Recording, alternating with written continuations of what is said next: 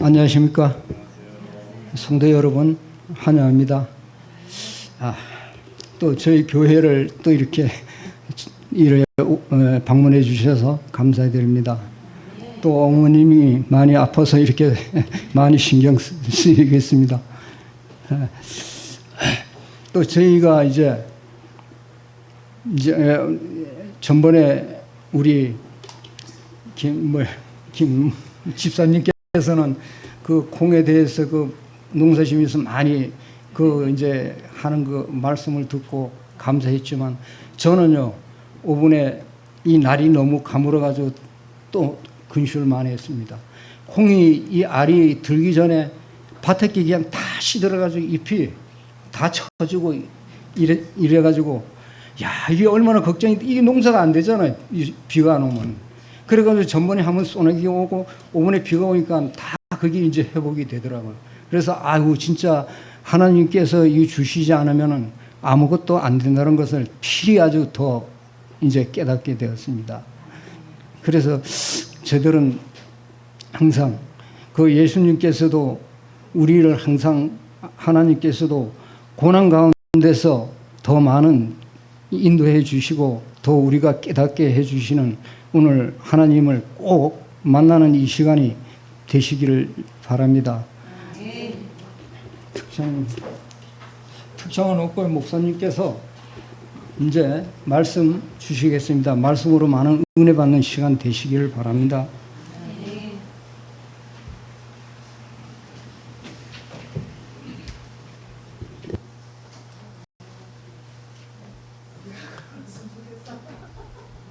네, 오늘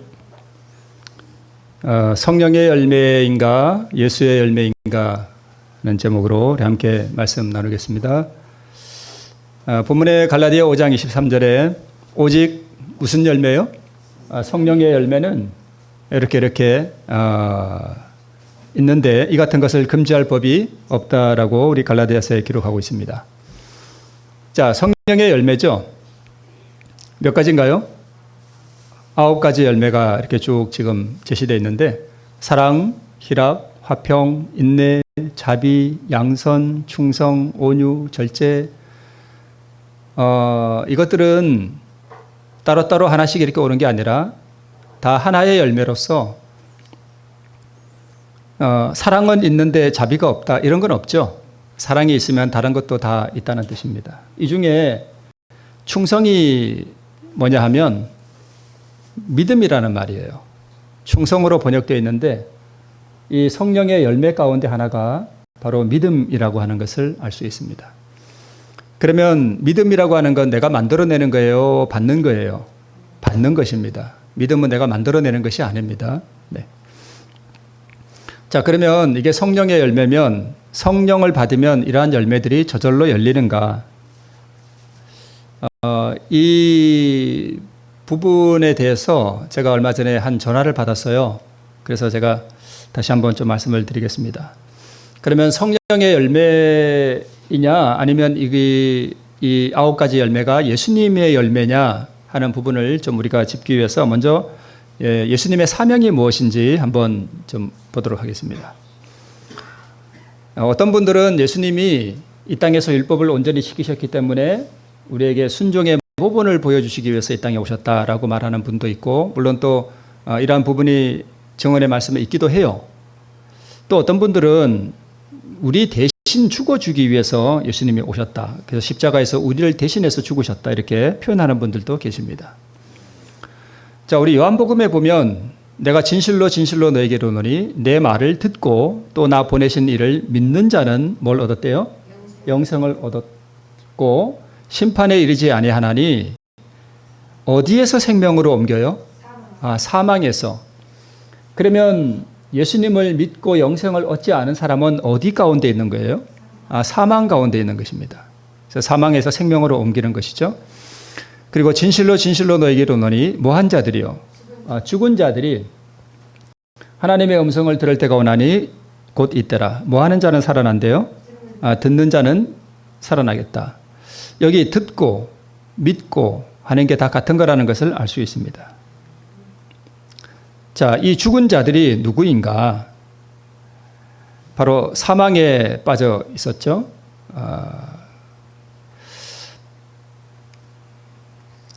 이거 다시 한번 제가 또 말씀을 드릴게요. 여러분, 이제 그러니까 이 구원의 문제를 밝히 이해하기 위해서 이 부분을 우리가 자꾸 이렇게 보면서 좀 머릿속에 이렇게 딱 정립을 해놔야 됩니다. 아담이 언제 죽었습니까? 선악과 먹었을 때 죽었습니까? 아니면 선악과 먹고 나서 930세를 살다가 죽었습니까? 그래서 우리가 이 진짜 생명이라는 게 뭐냐?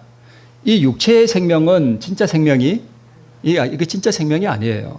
그래서 진짜 생명은 뭐냐 하면, 자, 선악과 먹었을 때 죽었느냐, 아니면 930살 살고 그때 죽었느냐?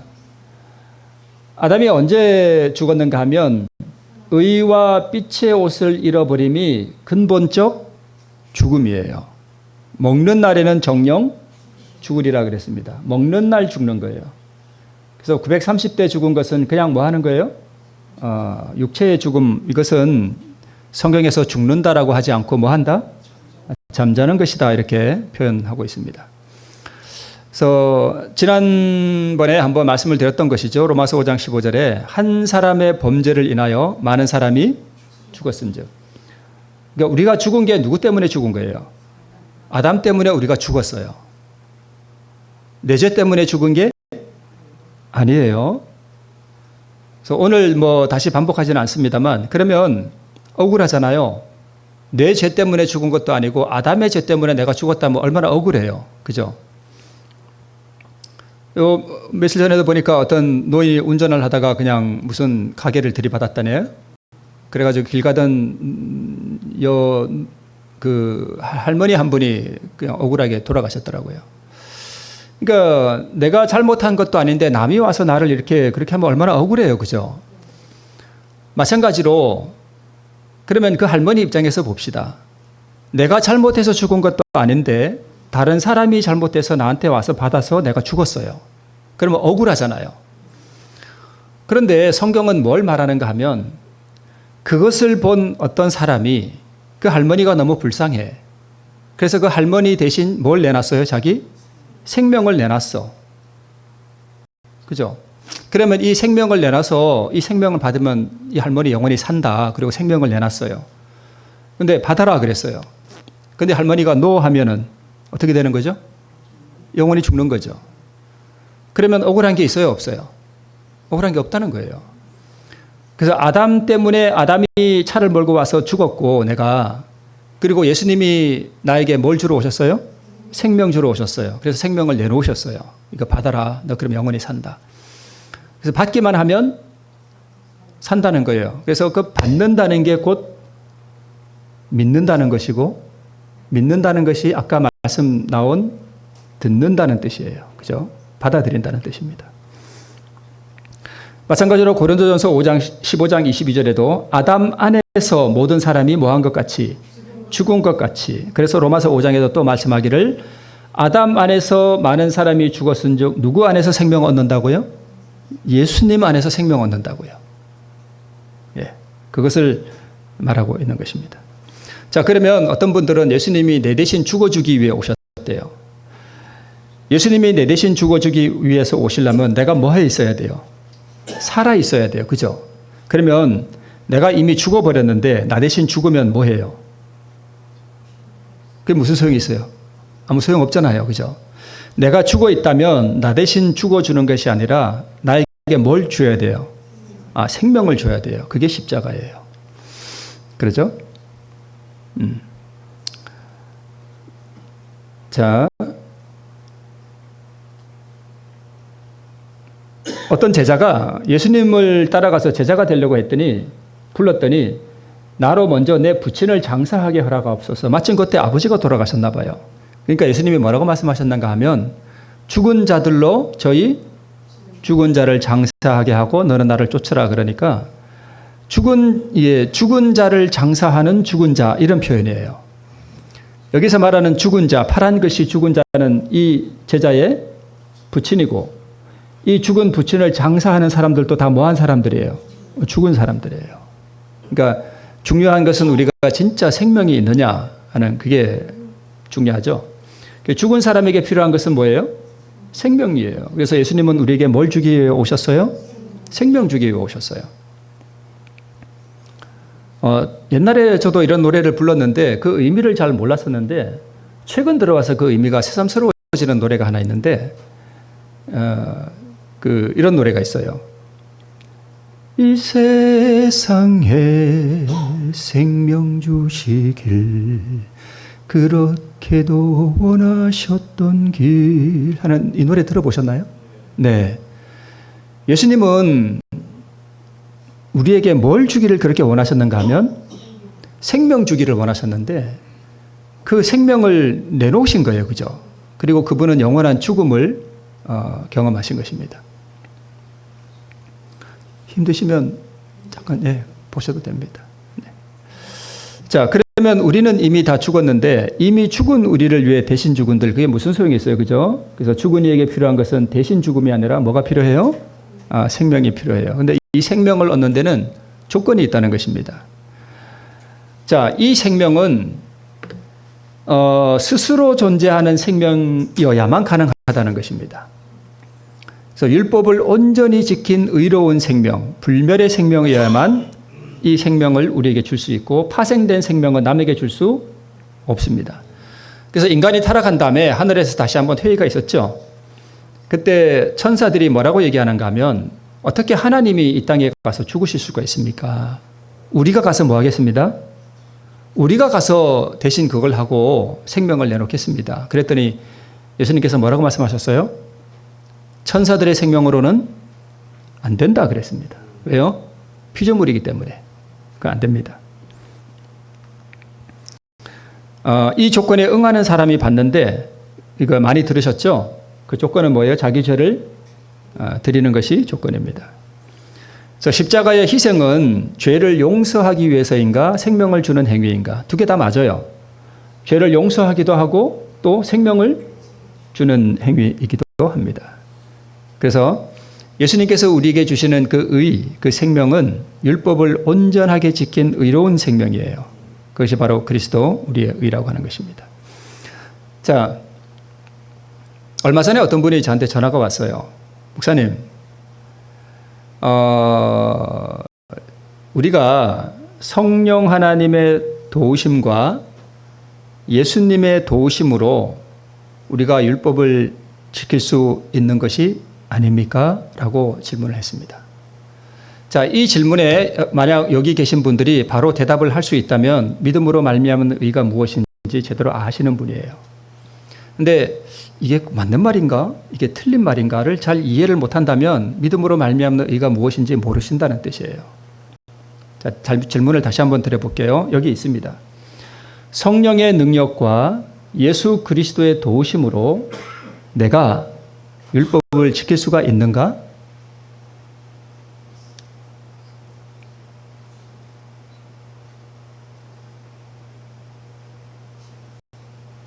어떻게 생각하시나요? 마음속으로 한번 이렇게 대답해 보시기 바랍니다.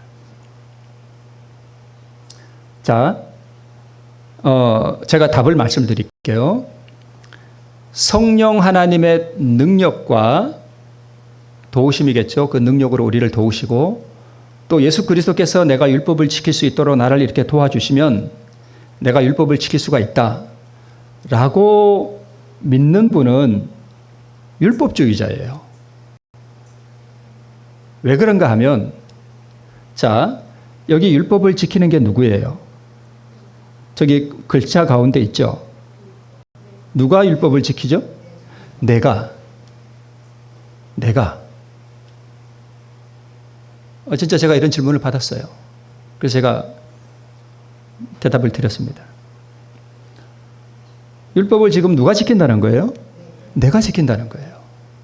그러면 성령 하나님과 예수님은 뭐 하시는 분이에요?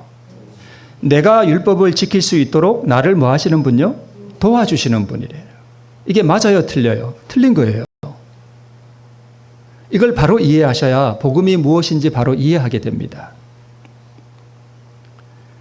그래서 저는 이런 질문을 하면 저는 이렇게 말하고 싶어요. 그 율법 지켜서 뭐 하시게요? 아니, 그 율법 지켜서 뭐 하시게요? 그러면 제가 만약에 이렇게 제가 전화상에 이렇게 말한 적은 없습니다. 근데 제가 만약에 이렇게 질문하는 분이 있다면 저는 이렇게 말하고 싶어요. 그러면 율법 지킬 수 있다고 합시다. 그럼 그 율법 지켜서 뭐 하시게요? 이렇게 제가 되묻고 싶어요. 왜냐하면 제가 율법이 필요 없다거나 율법을 폐기해야 된다 이런 뜻에서 말씀드린 게 아니에요. 율법이 필요 없다 이런 뜻은 절대 아닙니다. 제가 이렇게 그 율법 지켜서 뭐 하시게요? 라고 이렇게 질문을 드리고 싶은 이유는 율법을 지키려는 목적이 뭐에 있다면, 의에 있다면 그 허망함에 대해서 말씀을 드리는 거예요. 자, 성경의 총 주제가 뭐라고요? 그리스도 우리의 의예요. 이게 성경의 총 주제예요. 예수님이 우리의 뭐가 되신다고요? 의가 되신다고요. 다른 표현으로 하면 예수님이 우리의 생명이 되신다고요. 다른 표현으로 하면 예수님이 아담이 잃어버렸던 그 영원한 의의 옷이 되신다고요. 그죠? 그런 표현이에요. 그러면 내가 율법을 지키려고 하는 그런 의도를 가지고 있다면 그 목적이 뭘 이루기 위해서요? 의를 이루기 위해서라면 그게 바로 율법주의라는 거예요. 자기의라는 거예요. 그죠? 아까 제가 누가 율법 지킨다 그랬죠? 내가. 그게 자기의란 말이에요. 저는 그동안 장막붕회를 많이 했는데, 많이 참석도 해보고, 많이 참석한 거죠. 장막붕회를 많이 참석했는데, 세천사의 기별을 이번에처럼 명확하게 드러낸 분을 저는 못 봤습니다.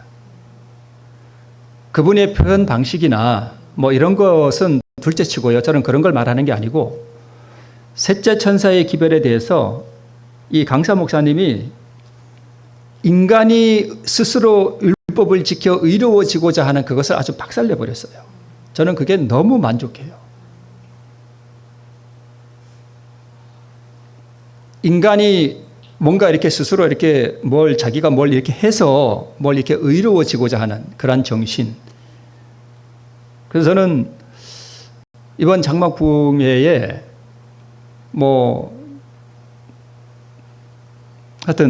그렇습니다. 그래서 제가 시대소망에 있는 이 부분을 제가 많이 보셨던 거지만 다시 한번 볼게요. 율법은 의, 즉 의로운 생에 뭘 요구해요? 또 완전한 품성을 요구하지만 인류는 그 요구에 미칠 수 없다. 인류는 하나님의 거룩한 율법의 요구를 충족시킬 수 없다. 그러면 성령 하나님과 예수님은 그러면 인류가 충족시킬 수 없는 그 율법의 요구를 이루어주기 위해서 우리를 도와주실까요? 안 도와주실까요? 그런 일 하시는 분이 아니에요. 성령 하나님과 예수님은. 그러면 자 보세요.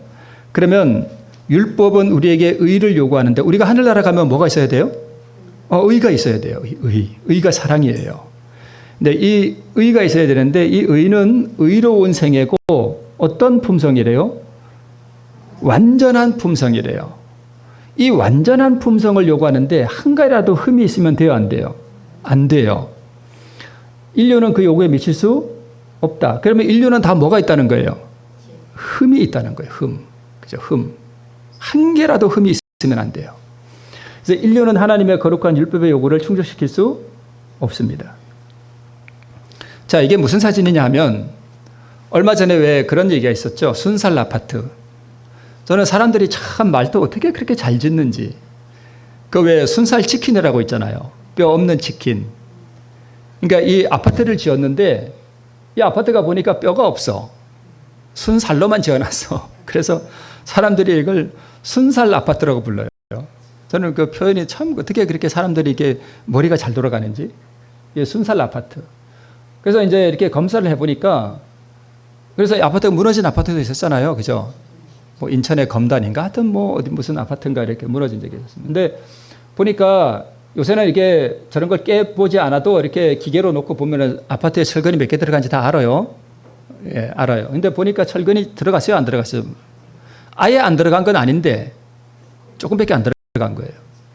그래가지고 지금 뭘 해놓은 거예요? 여기다가 보강을 해놓은 거예요. 그죠? 무너지지 말라고 보강을 해놓은 거예요. 자, 그러면 우리가 이제 품성의 건축가잖아요. 그죠? 근데 율법은 우리에게 뭘 요구한다고요? 아까? 완전한 품성이에요. 하나라도 흠이 있으면 안 돼요. 불합격이에요. 자, 그런데 우리는 살아오면서 죄를 한 번도 안 지으신 분 없잖아요. 인간 중에 죄 없는 사람이 있나요? 예수님 외에? 없어요. 그러면 다 뭐가 있는 거예요?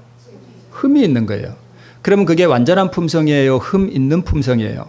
흠 있는 품성이에요. 그러면 그 흠 있는 품성을 가지고 율법 앞에 가면 율법이 받아줄 거예요? 안 받아줄 거예요? 안 받아줘요. 그러면 인간 안에서는 뭐가 있을 수 없다는 거예요? 완전한 의가 없다는 거예요. 자, 그러면 여기 지금 우리는 살아오면서 이렇게 다 부실 공사를 했단 말이에요. 제가 옛날에 우리 김영선 집사님, 죄송하지만 너무 죄송해야지. 김영선 집사님 보면 저는 자꾸 무 생각이 나. 무 알죠, 여러분?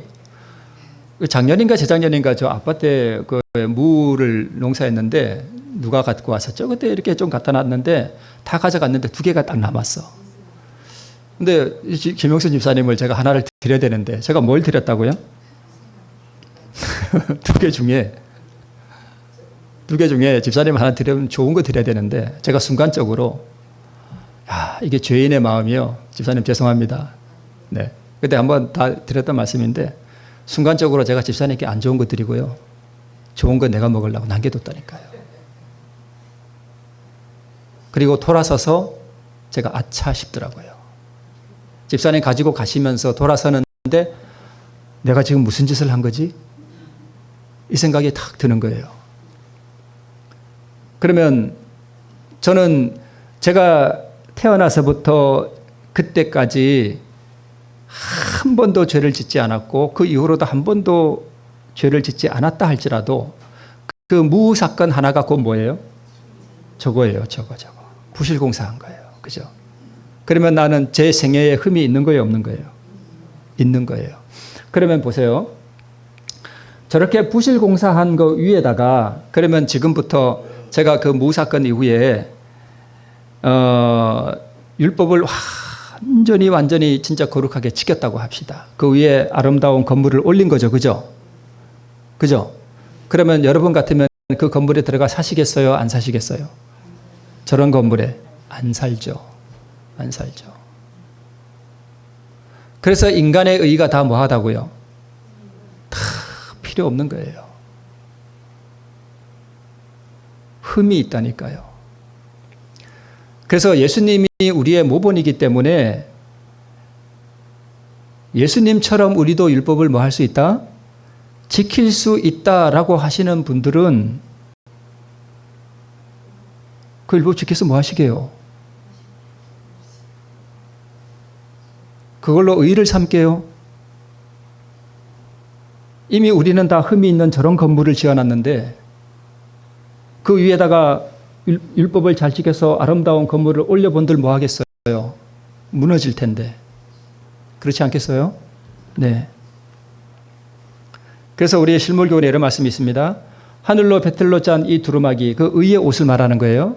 사람이 만든 실은 한 올도 섞이지 않았다. 그러니까 인간의 율법을 잘 지켜서 이룬 그 의는 한 올도 들어가지 않는다는 거예요. 인성으로 나타나신 그리스도께서는 무슨 품성을 나타내셨고? 완전한 품성. 예수님밖에 없다니까요. 이 의를 이룬 분이. 완전한 품성을 나타내셨고 이 품성을 우리에게 뭐 해주신대요? 나누어 주셔요. 그러면 내가 율법을 지켜서 의를 이루려고 할 필요가 있을까요? 없을까요? 없어요. 저한테 전화를 하신 분이 누군지 여러분과 어떤 누구도 알 수 없기 때문에 제가 말씀을 드리는 거예요. 그분만 아셔요. 그래서 제가 말씀을 드릴 수 있는데, 그래서 그분이 저한테 전화를 하시면서 제 설교를 듣는데 자기가 지금까지 이렇게 알았다는 거예요. 성령 하나님의 능력과 예수 그리스도의 도우심으로 율법을 지킬 수 있다라고 했는데 제가 하는 설교는 그게 아니거든요. 그러니까 뭐가 온다고 표현하시는가 하면 혼란이 온다는 거예요. 혼란이. 그러니까 복음이 무엇인지에 대한 혼란이 온다는 거예요. 여러분 그분 누군지 모르시죠? 네. 이런 것은 조심스러워서 그래서 내가 율법을 지켜서 무엇을 이루는 것이 아니라 예수님이 이루신 그 완전한 품성과 그 의를 그 의가 그 품성이잖아요. 그것을 우리에게 어떻게 해주신대요? 나눠주시는 거예요. 그걸 나눠주시는 거예요. 우리의 의는 다 무슨 옷과 같아? 더러운 옷과 같다. 이걸 다른 표현으로 아까 그 건물에 비하면 우리의 의는 다 부실공사한 건물과 같다는 거예요. 다 쓸데없다는 거예요. 그 건물 가지고 하늘나라 못 간다는 거예요. 우리가 가진 의, 우리의 선행, 우리의 공로 이런 거 다 필요 없다는 거예요. 그렇다면 우리가 무슨 선행도 안 해도 되고 이런 뜻은 아니죠. 그것이 우리의 하늘나라 갈 수 있는 자격을 주는 것이 아니라는 뜻이지 하늘나라 가는 사람들은 그러한 선행이 반드시 나타납니다. 그러나 그러한 사람들은 그것을 자기의 공로로 삼지 않습니다. 네, 그런 뜻입니다. 우리 자신이 할 수 있는 일은 모두 다 죄로 더럽혀져 있다라고 말씀하고 있습니다. 그래서 흰옷을 어떻게 입어요? 사서 입어요. 사서. 이 의미 여러분 이제 아시죠? 네. 얻어 입는 것인데 선물로 주시는 흰옷인데 사서 입는 이유는 내가 만들어 입는 것이 아니라 내 죄를 드리고 그것을 얻어서 입는 거예요. 사서 입는 거예요. 그죠? 네. 그래서 인간은 과거로 돌아가서 부실 시공된 것을 보수할 수 없습니다. 아파트는 부실 공사가 되었고 철근이 빠져 있으면 가서 보강 공사를 할 수 있지만 우리는 과거로 돌아가서 우리의 행위를 바르게 할 수 없습니다. 우리의 과거의 행위를 바르게 할 수 있는 유일한 방법은 예수님이 이루신 그 의의를 가지고 아버지 하나님 앞에 가면 아버지 하나님께서 우리를 완전한 건물로 여겨주시는 거예요. 예수님께서 이루신 그 완전한 건물을 보시고 그렇게 해주신다는 것입니다. 이제부터 율법을 잘 지켜도 그 의의를 가지고 율법 앞에 가서 그 의의를 내놓으면 율법이 말하기를 나는 어떤 의의를 요구한다? 완전한 의의를 요구하는데 너 그때 안 좋은 거 줬잖아. 너 그 이기심이야. 너 그때 이미 부실공사했어. 그것은 완전한 의의가 아니야. 너는 불합격이야. 넌 그런 의의 가지고 하나라 못 가. 이런 뜻입니다. 너의 의의는 과거에 이미 부실공사했으므로 뭐하다? 불완전하다. 불완전하다. 완전한 의의를 이루신 분은 오직 누구다? 한 분뿐인데 이 한 분이 누군지 여러분 아시겠죠? 네. 그래서 사랑과 희락과 화평과 오래 참음과 자비와 양성과 믿음과 온유와 절제 이 열매들은 내가 열매를 맺는 것이 아니라 예수님이 맺으신 그 열매를 내가 뭐 하는 거예요? 받는 것입니다. 네. 그것을 그리스도 우리의 의라고 합니다. 자, 그리스도께서 우리에게 주시는 의는 이 땅에서 율법을 온전히 지킨 완제품으로서의 그 의입니다. 이 의를 받아서 이 의를 가지고 다시 무슨 율법을 지키는 것이 아니라 의 자체가 신의 성품이기 때문에 이 땅에서 예수께서 이루신 것이고 이 의를 받으면 그 순간 우리가 율법을 다 지킨 것으로 여겨주셔요. 여겨주셔요. 자, 내가 이재용 씨에게 은혜로 100억을 받으면 그 순간 나는 뭐가 된 거예요? 부자가 된 거예요. 그죠? 100억을 받는 순간 부자입니다. 근데 이 100억을 가지고 또 내가 무슨 장사를 해야 부자가 되는 것이 아니죠. 예수님께 그 의, 100억 이상의 가치가 있는 그 의를 받으면 나는 그 순간 의인이 되는 것이고, 그죠? 그 의를 가지고 내가 무슨 율법을 잘 지켜나가는 것이 아니라 그 받은 의를 잘 보존해 나가는 거예요. 그죠? 그게 계명을 지킨다는 의미입니다. 그래서 9가지 열매는 성령께서 직접 주시는 것이 아닙니다. 성령의 열매라는 뜻은 성령께서 직접 그분이 맺은 열매를 주시는 것이 아니라 예수 그리스도께서 인성으로 이 땅에서 이루신 완전한 의 안에 다 포함되어 있는 신의 성품들이에요. 그러니까 성령의 9가지 열매를 딱 한 단어로, 한 글자로 표현하면 의가 되는 거예요. 의. 네. 그죠? 네. 그래서 율법의 요구를 충족시키신 그 완전한 그리스도의 의, 완전한 그리스도의 의. 이 그리스도의 의를 받으면 이 모든 것을 한꺼번에 다 받는 것입니다. 그래서 성령의 인도하심에 자신을 복종시킬 때 받는 예수 그리스도의 열매를 말하는 거예요. 근데 왜 성령의 열매라고 표현하는가 하면 성령께서 역사하셔서 나를 예수님께로 이끌어가지 않으면 절대로 받을 수 없기 때문에 성령의 열매라고 표현하는 것입니다. 그래서 죄인을 의롭게 하는 이 의는 성령의 의가 아니라 누구의 의예요? 예수 그리스도의 의고 성령의 능력으로 율법을 지킬 수 있게 해주시는 것이 아닙니다. 만약 그럴 수 있다면 십자가가 필요 없죠. 예수께서 오실 이유도 없습니다. 그냥 하늘에서 성령 하나님과 예수님이 이 땅에서 내가 율법을 잘 지킬 수 있도록 뭐만 해주시면 돼요? 좀 도와주시기만 하면 내가 율법을 잘 지키면 그게 의가 되니까. 그죠? 네. 그래서 성령의 인도하시는 바가 되면 율법 아래 있지 아니하다. 감화와 또 그 감화 아래 자기를 부인하는 선택하는 믿음을 가지면 율법의 정죄하에 있지 않다 하는 것을 말씀하는 것입니다. 자, 이 그림은 뭐냐면 나아만이죠. 이 종이 나아만이 이제 요단강에가 씻으라 그랬더니까 자존심 상해가지고 막 화를 내면서 집에 갈라 그러잖아요. 그죠? 그때 이 종이 하는 말이 뭐예요? 주인님, 그거 씻으라 그러는데 그거 못 하겠습니까? 그러면서 지금 뭐 하는 거예요? 설득하는 거예요. 그래서 이 종은 누구를 표상하는가 하면 성령 하나님을 표상해요. 엘리사는요? 예수님이에요. 그죠? 엘리사는 예수님, 나아만은요? 나, 죄인. 종들은 성령 하나님. 네. 그래서 엘리사는 예수 그리스도를 상징하고 종들은 성령을 상징해요. 그래서 이 종이 나아만을 낫게 하는 게 아니라 그래서 요단 강물에 들어간다는 것은 예수님의 말씀에 굴복하는 거잖아요. 성령에 굴복하는 것이기도 하고 그래서 결국은 이 치유하는 이 의는 예수님께로부터 오는 거예요.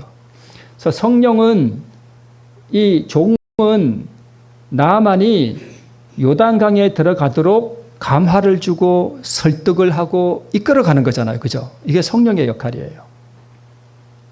네. 그래서 예수님은 이 땅에서 누구를 드러내시고요?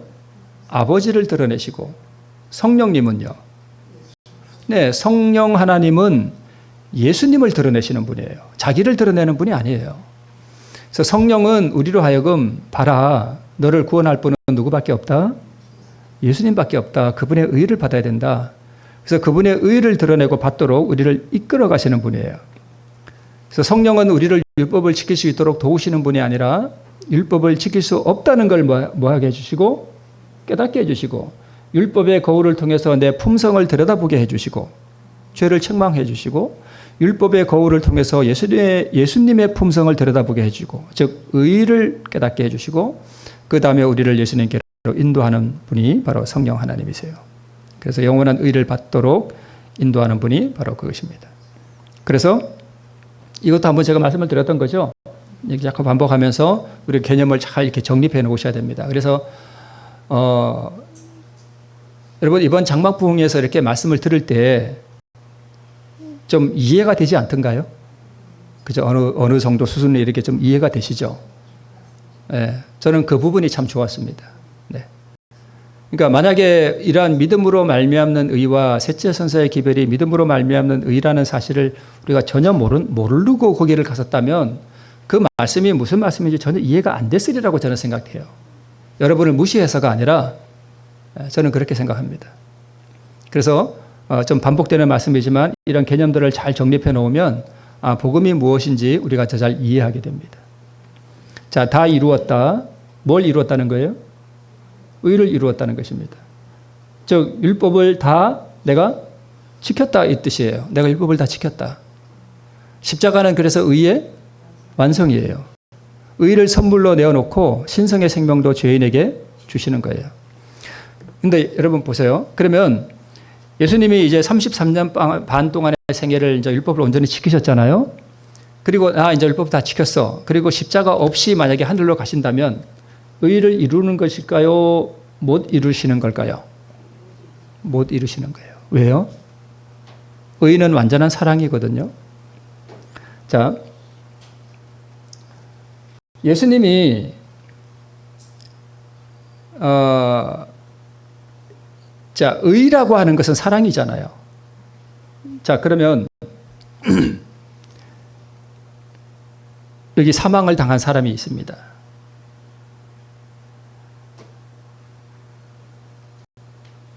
근데 내가 이 사람을 정말 사랑한다고 합시다. 내가 여기 와서 의를 드러내야 하는 어떤 사명을 가지고 왔다면 내가 율법을 잘 지킨 의로운 생애만이 아니라 진짜 의, 즉 사랑을 나타내려면 이 사람에게 나의 뭘 주는 게 사랑이에요? 생명을 내놓는 게 그게 진짜 사랑의 완성이거든요. 그래서 사람이 친구를 위하여 목숨을 내놓으면 이에서 더 큰 사랑이 없나니. 그래서 십자가까지 가야 의가 완성되는 거예요. 그래서 예수님은 십자가에서 자기 생명을 내놓으시면서 마지막에 하신 말씀이 뭐예요? 다 이루었다. 즉 의를 다 이루었다는 거예요. 내가 사랑을 다 나타냈다 이거예요. 내 생명을 줬다 이거예요. 네.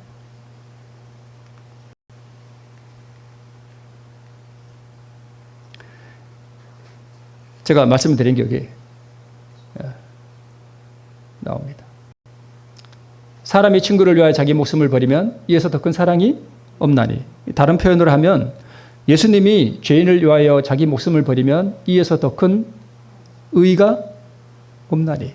이 뜻이에요. 그죠? 바꿔 읽으면 그렇죠? 네. 예수님이 죄인을 위하여 자기 목숨을 버리면 이에서 더 큰 의가 없나니. 십자가는 가장 위대한 의가 드러난 거예요. 그보다 더 큰 의는 있을 수 없을 그런 의를 십자가에서 주셨다는 것입니다. 그래서 예수께서는 십자가에서 자기 생명을 내어놓음으로 율법을 온전히 지키셨습니다. 이것이 그리스도의 의입니다.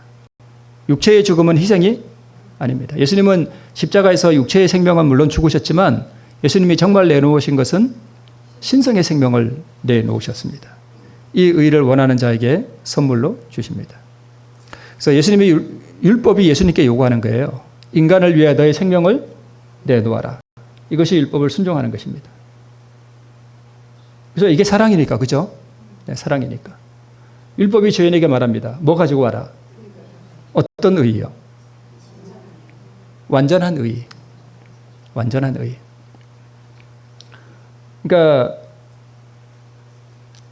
좋은 건 내가 가지고 나쁜 걸 남에게 준 그런 의는 물론 의도 아니지만 그런 불완전한 부실공사한 의는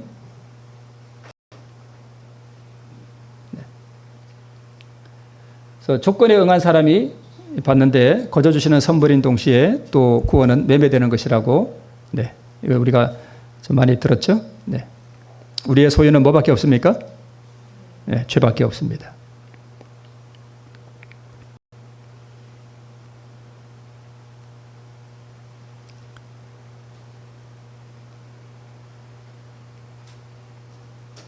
네, 이것들은 우리가 과거에 많이 보았던 그런 부분들이죠. 네.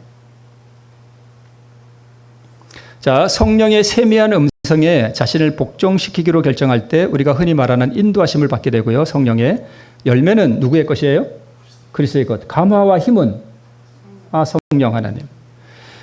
열매를 우리가 받도록 우리를 그 감화와 힘으로 이끌어 가시는 분은 성령님이시고 이 열매는 그리스도의 것이고 그것을 받으려면 우리는 이 성령 하나님의 감화와 감동에 뭐만 하면 돼요? 굴복시키면 돼요. 우리를. 그죠?